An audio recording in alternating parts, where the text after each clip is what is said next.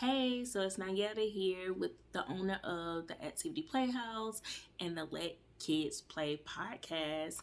So, once again, I have my notebook to see what we're going to talk about today.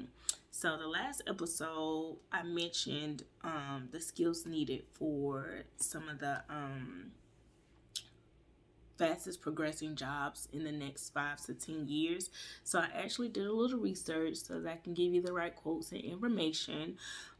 So in the next 5 years, the following jobs are like projected to be progressive. So first, I've been working with kids for a long time, off and on. I did a couple of years in the Army, but my degree is in human resources, so it's helping people. I was just helping adults for a little bit, and now I'm back to helping our kids and educating our kids, and well, not educating our kids, letting our kids play, and educating you as their parents and as their first teacher. All right, so architectural and civil drafters, writers and authors, musicians, graphic designers, hairdressers, nurse practitioners, occupational therapy assistants, um, software developers, cooks, motion picture projectionists, ushers, attendants, home health, web developers, data scientists, info analysis, all of that stuff. So the first five that I named all spark something in my mind. So you have a writer, an author, an architectural drafter, a musician, a graphic designer, and a hairdresser. All those things in common have one skill in common, or a couple of, but the main one that stood out to me was creativity. Like you have to be creative to do the top five careers that are gonna be popular, so to speak, in the next 5 to 10 years. So you prepare your toddler to read and write and preparing them for pre-K does what for them in the real world. Comment on the video or the podcast if you're listening. If you're watching, comment on the YouTube video. But preparing it for pre-K to know that colors and letters, which they'll learn automatically, because there's not one 9-year-old that doesn't know their colors, whether they learned it at 6, 4, 3, 2, they still know their colors. There are a lot of 9-year-olds and adults that don't know how to be creative. They don't know how to do things without people telling them what to do. They don't know how to collapse out the lines and turn it into, something creative and different.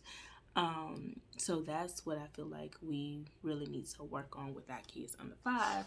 And then because my background is in human resources, I took it a step further for you because I really want you to understand the importance of teaching your kids these interpersonal skills and these skills outside of them reading.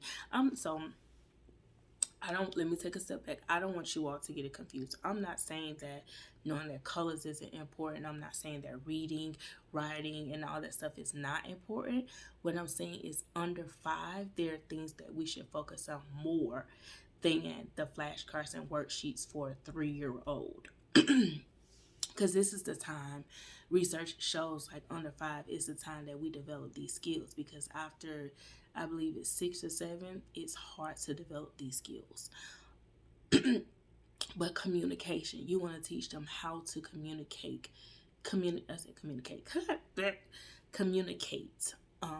at 2, 3, and 4, how to properly communicate, how to understand, how to express themselves. So at 2 and 3, that's when they're learning how to do that. That's where the temper tantrums and stuff come from. So you have to, as a parent, take a step back from yourself and what they trigger in you, because they will trigger some stuff. They're toddlers. They're toddlers. That's all I can say. So you have to teach them how to communicate. So you take a deep breath and use your words. Have them take a deep breath. Have them do like different connections and exercises so that you're properly teaching them how to communicate. Also, problem solve. Don't do everything for your kids. Don't do everything for your kids. I know this is like my opinion, but this right here is a fact. Don't do everything for your kids, or you're gonna limit them with their thinking and problem solving. Let them figure it out on their own, even if they are 2 and 3 or maybe 1. Let them figure it out on their own. As long as it's a safe thing, they're safe. Let them figure it out on their own. If they can't pull out the chair's not gonna hit them and they're not gonna fall over. Let them figure out how to pull out that chair. Like you have to give your kids more credit than what society is telling us. They're making it seem like toddlers and preschoolers aren't capable of doing things without us teaching them. Yes, we have to teach them, but they can learn a whole lot on their own. These kids are little scientists. Like, I call them my littles, but I'm going to start calling them my little scientists. Like, these kids are like geniuses, and we limit them and pull them outside that genius spot and put them into this box that society tells us, or policymakers that are using like outdated material or I guess methods. They tell us to put these kids back in the box. Let these kids be creative. Yes, it seems like they're telling you what to do because they are, but listen to them. Let them explore and express themselves so you don't limit them. Creativity, adaptability, reliability, attention to detail, time management, self-confidence, curiosity. All that stuff is the stuff that they learn before the age 5. And we take that away, especially curiosity. Oh, no, don't touch that. Oh, no, don't do this. Oh, no, don't do that. Oh, you're going to hurt yourself, or you're going to cut yourself. Like, I get it. We want to keep our babies safe. But at the end of the day, they have to explore and they have to learn that natural consequence. So if you're cooking, no, I'm not saying let your child burn themselves on purpose. You want to keep them 6 feet away from the stove. But if you tell them don't touch the stove because it's hot, and you show them like here's a light on or here's the hot symbol, and they still touch it, they were curious, and the natural consequence was it's hot. It burned me. So that it happens. Let them be curious. If they want to taste something, let them taste it. Like, don't limit them. And that's another thing. I guess that's my pet peeve. I'm trying not to rant.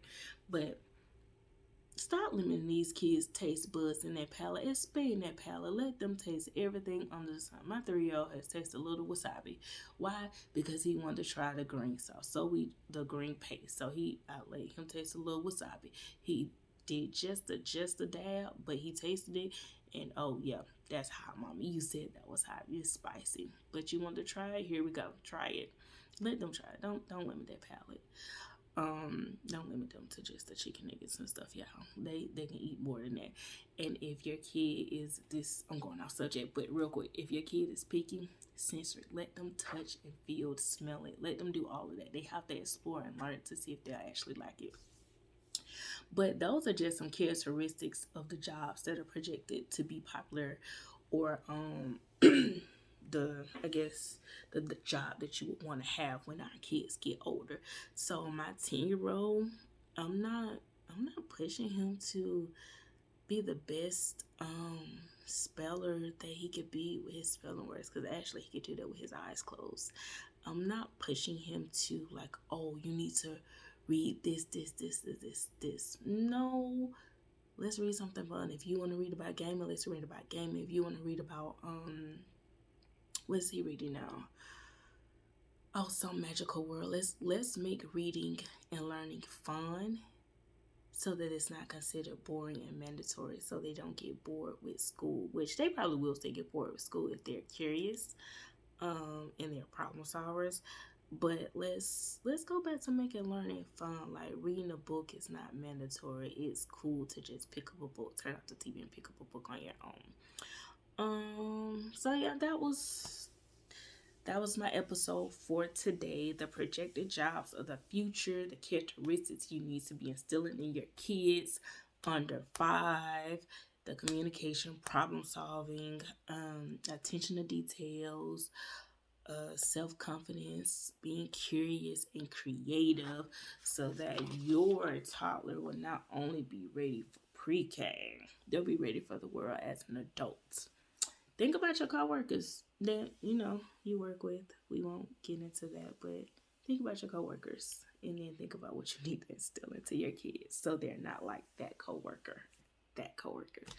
But all right, until next time, Nayetta, your kids' only activity guide with the Activity Playhouse, and Let Your Kids Play podcast. Bye.